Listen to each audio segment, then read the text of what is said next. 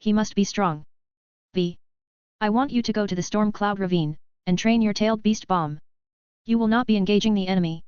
If the enemy attacks the village, take them out with your long-range tailed beast bomb. Ordered A. He said this because he didn't want B to fight in this war anymore, or he might lose his brother in this too. As the Raikage, I will protect this village to the very end. That is what my old man wanted, said A full of determination.